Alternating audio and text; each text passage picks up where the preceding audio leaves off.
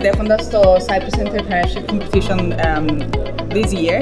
Έχω να πω ότι πραγματικά η Λευκά Πανεπιστήμια είναι απίστευτα σημαντική για την Κύπρο. Πάρα πολύ σημαντική για το οικοσύστημα της Κύπρου για τα startups. Το γεγονός ότι είναι ένα competition που το κάνουν καθαρά για να βοηθήσουν τα startups να ξεκινήσουν, να φτιάξουν ένα business plan, να προωθήσουν την ιδέα τους, είναι πολύ σημαντικό στον χώρο μας, και το ότι δίνουν τα βραβεία χωρίς να περιμένουν κάτι σε αντάλλαγμα.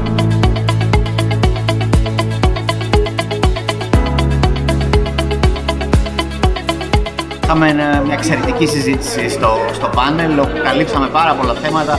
Είχαμε πολλές ερωτήσεις, από τις οποίες ένα μικρό μέρος μόνο καταφέραμε να απαντήσουμε.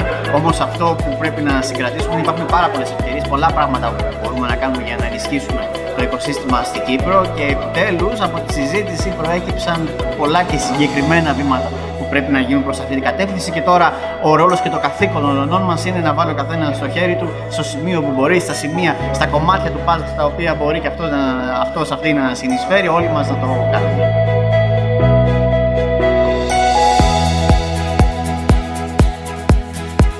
Η Κύπρος είναι σχετικά μια μικρή χώρα και ως εκ τούτου πρέπει να εστιαστεί σε ένα-δύο τομείς. Οπότε η κυβέρνηση πρέπει να μάθει να λέει όχι σε βιομηχανίες, στο κοινό, σε πανεπιστήμια που θέλουν να εστιαστούν σε τομείς που δεν μας συμφέρει.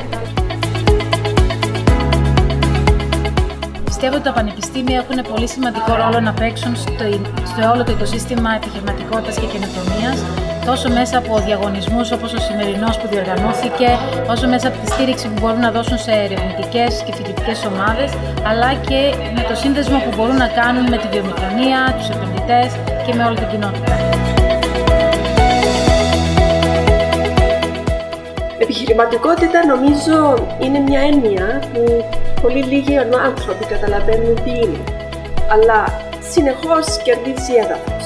Ένας νέος για να πετύχει στη ζωή του, εκτός από τη μόρφωση την οποία παίρνει στο πανεπιστήμιο, θα πρέπει να αποκτήσει και πολλά άλλα skills, ικανότητες, τα οποία θα τον βοηθήσουν στη ζωή.